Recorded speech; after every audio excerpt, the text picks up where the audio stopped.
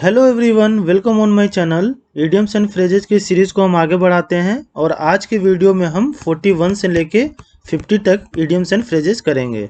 और अभी तक हमने 40 इडियम्स एंड फ्रेजेस किए हैं और अगर आपने वो वीडियोस नहीं देखे हैं तो आप मेरे प्लेलिस्ट में जाके उसे देख सकते हैं। तो बिना देर किए हम आज के वीडियो को स्टार्ट करते हैं और 41 नंबर क्वेश्चन हम देखते हैं। On the ball. On the ball जो है इडियम्स, इसका मतलब क्या होता है? अलर्ट या कॉम्पिटेंट। हिंदी में अलर्ट का मतलब क्या होता है? चौकन्ना रहना। और कॉम्पिटेंट का मतलब क्या होता है? योग्य या कुशल। तो एग्जाम्पल देखिए इसका। तो सेंटेंस में देखिए इसका यूज कैसे हुआ है। The new police officer is really on the ball. जो नया पुलिस ऑफिसर आया है वो क्या है? काफी योग्य है, यानी काफी कुशल है। ऑन द बॉल है ये। दूसरा सेंटेंस देखिए, we should always be on the ball while crossing road. जब आप रोड क्रॉस करते हैं तो उसमें क्या होना चाहिए? आपको ऑन द बॉल होना चाहिए, यानी कि आपको अलर्ट होना चाहिए। अगर आप अलर्ट नहीं होंगे तो क्या हो सकता है? एक्सीडेंट हो सकता है। और इस पिक्चर में देखिए ये दोनों बंदे क्या हैं? ऑन द बॉल खड़े हैं। और ऑन द बॉल आप कब खड़े हो सकते हैं? जब आप अलर्ट हो या आप योग्य हो, यानी कॉम्पिटेंट हो। तो इस तरह से आप इसे कनेक्ट कर लीजिएगा। अगला देखते हैं हम, to keep the ball rolling. To keep the ball rolling का मतलब क्या होता है? टू कंटिन्यू द कन्वर्सेशन और एन एक्टिविटी। कोई भी बातचीत या कोई भी एक्टिविटी जो चल रही है उसे कंटिन्यू रखना, उसको हम बोलते हैं to keep the ball rolling.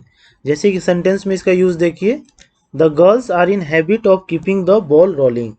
अगर 3-4 गर्ल्स एक साथ बैठी हैं तो आप क्या एक्सपेक्ट करेंगे वहाँ पे?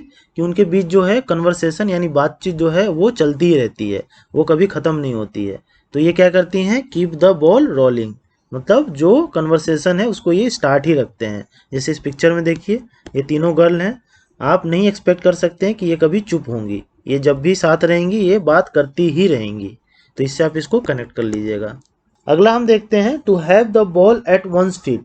किसी के पैर के नीचे बॉल होना। तो इसका मतलब क्या होता है? To be on way of success, मतलब सक्सेस के पथ पे वो चल रहा है। सेंटेंस में इसका यूज देखिए, this days you have the ball at your feet in business. मतलब बिजनेस में सक्सेस आपको मिल रहा है, तो इसमें इसका यूज हुआ है। तो इससे आप इसे कनेक्ट करके ध्यान रखिएगा। अगला हम देखते हैं, to climb jump on the bandwagon. Bandwagon मतलब कि अगर बाजा वाजा बज रहा है, वैसा गाड़ी है, उस पर चढ़ना। तो इसका मतलब होता है टू सपोर्ट एप्लेंटली कैंडिडेट कॉज और मूवमेंट। कोई भी ऐसा कैंडिडेट या कोई भी ऐसा कॉज या कोई भी ऐसा मूवमेंट जो पता है कि ये जीतेगा, इसमें उसको आपको सपोर्ट कर रहे हैं अगर आप उस चीज को, तो उसे हम बोलते हैं क्लाइम या jump on the band wagon. Sentence में इसका यूज देखिए, every one climbed on the band wagon and made him win the election. सभी जो हैं उसके साथ रहे, मतलब उसके बैंड वैगन में चढ़ गए और उसे इलेक्शन जिता दिया। जैसे कि आप इस पिक्चर में देखिए ये बैंड वैगन है, बाजा बज रहा है वैगन पे, गाड़ी पे, और ये आदमी दौड़ के इस पे चढ़ना चाह रहा है क्योंकि ये पता है कि ये जो है क्या है, ये विजयी होने वाले हैं। तो इस तरह की चीजें कि जब कोई ऐसे आदमी को सपोर्ट करता है कि पता है कि वो जीतेगा, तो उसे हम बोलते हैं कि क्लाइंब और jump on the bandwagon. इससे ध्यान रखिएगा। अगला हम देखते हैं, to forbid the banns. Forbid the banns का मतलब होता है टू ऑब्जेक्ट ए मैरिज। किसी भी शादी को कोई ऑब्जेक्ट करता है तो उसके लिए ये फ्रेज यूज किया जाता है। सेंटेंस में इसका यूज देखिए, when Mohan tried to marry a dancer his father forbid the banns. जब मोहन एक डांसर से शादी करना चाहता था तो उसके पिता ने क्या किया? इस पे ऑब्जेक्शन लगाया, लेकिन जो मोहन है वो क्या किया? भाग के शादी कर लिया। ठीक, जब भी कोई ऑब्जेक्शन लगता है शादी पे तो जनरली देखा जाता है कि लड़का लड़की भाग के शादी कर लेते हैं। तो इससे आप इसे कनेक्ट करके याद रखिएगा। अगला हम देखते हैं, टू बेयर वंस हर्ट। इसका मतलब क्या होता है? To make known one's deepest feeling. अपने दिल की बात, मतलब गहरे दिल की बात किसी को बताना, उसे हम बोलते हैं बेयर्स वन हर्ट। जैसे सेंटेंस में इसका यूज देखिए, he bared his heart to me about his love affair with Reshma. इसका जो रेशमा से लव अफेयर है उसके बारे में उसने मुझसे सारी बातें बता दी, मतलब अपना वो दिल की बात, गहरे दिल की बात मुझे सारा बता दिया। और ये कब होता है? जब 3-4 दोस्त जो है एक साथ बैठ जाते हैं तो एक दूसरे की जो है डीप फीलिंग, अंदर की बात एक दूसरे को वो शेयर करते हैं। अगला हम देखते हैं, टू स्ट्राइक ए बार्गेन। कोई भी बार्गेन को स्ट्राइक करना है। इसका मतलब क्या होता है? टू मेक बार्गेन, बार्गेन करना या एग्री टू टर्म्स, या किसी भी टर्म्स पे एग्री कर जाना कि भैया जैसा आप बोल रहे हो वो सही बोल रहे हो और मैं आपके टर्म से एग्री हूँ। तो सेंटेंस में इसका यूज देखिए, the officer struck a bargain to promote his clerk. Officer ने क्या किया, क्लर्कों के साथ बार्गेन किया कि भैया आपको प्रमोशन चाहिए तो आपको ये काम तो करने पड़ेंगे तभी मैं आपको प्रमोशन दूंगा। तो इसने क्या किया, ऑफिसर ने स्ट्राइक ए बार्गेन कर दिया। ठीक, जैसा कि आप इस पिक्चर में देख सकते हैं। अगला हम देखते हैं to make the best of a bad bargain. कोई भी अगर बैड बार्गेन है उससे आप बेस्ट निकाल रहे हैं अगर, तो इसका मतलब होता है to deal gladly even with what is unwanted. इसका मतलब हुआ कि आपत्ति को हंसते हंसते झेलना। अगर आपके ऊपर कोई आपत्ति भी आई है तो आप उसको हंसते हंसते झेल रहे हैं, तो उसमें हम इस फ्रेज का यूज करते हैं। जैसे सेंटेंस में देखिए, ही always makes the best of a bad bargain.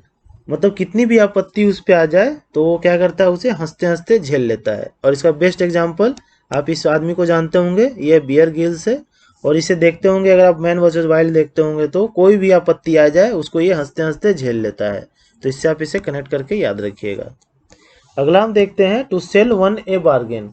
तो सेल वन ए बार्गेन का मतलब क्या होता है, टू बिफूल समवन, किसी को मूर्ख बनाना। जैसे कि सेंटेंस में देखिए, the thief fled from the custody by selling the police A bargain. Police को चकमा देके क्या किया, चोर जो है वहां से भाग गया। तो इसे कहेंगे सेल वन ए बार्गेन। जैसे इस पिक्चर में देखिए, ये लड़की इसको बोली थी कि मैं तुमसे प्यार करती हूँ, और ये बंदा जो है खूब सारे पैसे इस पे खर्च कर दिया। बाद में बोली कि अरे यार मैं तो ऐसे ही बोली थी मजाक में। तो ये क्या की, इसको बिफूल की, यानी कि इसका सेल वन ए बार्गेन की। तो इससे आप इसे कनेक्ट करके याद रखिएगा। अगला हम देखते हैं not fit to be touched with a barge pole. मतलब ऐसा चीज जो लंबे पोल से भी टच करने लायक ना हो। इसका मतलब होता है अनटचेबल। अनटचेबल आपने सुना होगा, इसका जो है अगर आपने पॉलिटी पढ़ा होगा तो आर्टिकल 17 में आता है। ठीक, अनटचेबिलिटी को खत्म करना है, उससे रिलेटेड है ये। तो इसका सेंटेंस में यूज देखिए, some caste were considered to be not fit to be touched with a barge pole in the ancient society. प्राचीन भारत में क्या होता था कि कुछ ऐसे जात होते थे जिसे लोग छूना पसंद नहीं करते थे, और उन्हें जो है मेन सोसाइटी से अलग रखा जाता था। जैसे इस पिक्चर में आप देख सकते हैं कि आदमी जो है इससे कितना, इस बार्ज पोल से भी इसे टच नहीं करना चाहता है। ठीक, तो इससे आप इसे कनेक्ट करके याद रखिएगा। तो होप आपके सारे इडियम्स एंड फ्रेजेस क्लियर हो गए होंगे इस वीडियो के। आप वीडियो के साथ बने रहिए, मैं डेली बेसिस पे 10 इडियम्स एंड फ्रेजेस लाता हूँ, और अभी तक हमने 50 इडियम्स एंड फ्रेजेस कर लिए हैं। और अगर आपको ये वीडियो पसंद आता है तो please like share and subscribe to my channel. Thank you.